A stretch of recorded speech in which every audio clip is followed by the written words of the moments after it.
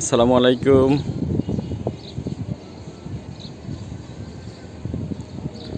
বন্ধুরা, দেখুন একটি করম চা গাছ। করম চা সবাই চেনেন, সবার কাছে ওই রকম সবাই হয়তো এটিকে পছন্দ নাও করতে পারেন, কারণ আমি নিজেই কখনো খাইনি করম চা কেমন। একটি করম চা গাছ সাধারণ একটি প্লাস্টিকের যেই ঝুড়ি থাকে ফল, এটি রাজশাহী থেকে আম আসার পরে ছিল, সেই ঝুড়িটা আমি কাজে লাগিয়েছি। দেখুন,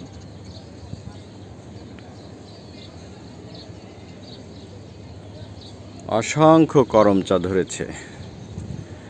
আমি একটু অলস টাইপের মানুষ, পরিচর্যার ক্ষেত্রে আমার খুবই ঘাটতি রয়েছে গাছগুলির। দেখুন, তারপরেও আল্লাহর কি অশেষ রহমত, আল্লাহ রাব্বুল আলামিন আমার গাছগুলিতে ভালো রকমের ফল দিয়ে থাকেন। গাছের পরিচর্যা এতটাই কমে, দেখুন এই যে গাছের ডালগুলি, এই যে মাথাগুলি, এই যে ডালের মাথাগুলি মরে গিয়েছে, কিন্তু ফুল এখনো আসছে এবং নতুন করে অনেক ফল ধরতেছে।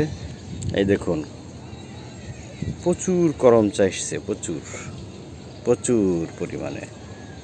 এই দেখুন, একই সাথে আরেকটা জিনিস দেখানো যায় যে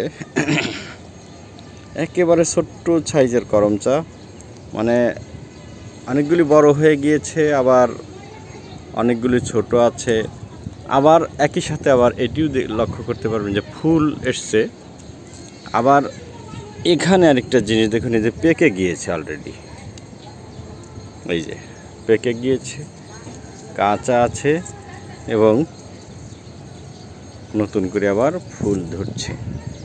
করম চা গাছ খুব বেশি যত্ন লাগে এমন না, ভালোভাবে আপনি জৈব সার এটি গাছের পিছনে খুব খরচ করতে হয় তা না, তবে একটি জিনিস, নিয়মিত পানি দিতে হয়।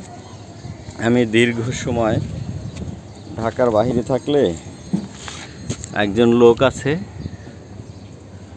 ওনাকে পানি দেবার জন্য আমার ছাদটা অবশ্য আমি তালা দিয়ে রাখি। এইগুলি দিচ্ছি সবাই, আমি আপনাদের দেখার জন্য দিচ্ছি না, দেখবেন এবং নিজেরা উদ্বুদ্ধ হয়ে যেখানে যতটুকু জায়গা আছে আপনারাও চেষ্টা করবেন সেই জন্য। কিন্তু শুধু দেখে দেখে ঘুমাইলেন, নিজের শখ পূরণ করলেন না। যেমন আম গাছ,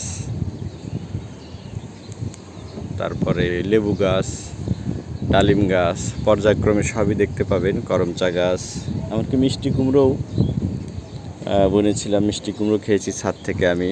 মিষ্টি কুমড়ো দিয়ে অবশ্য বেগুনি তৈরি করা হয়েছিল না, মিষ্টি কুমড়ো হিসেবেই খেয়েছিলাম।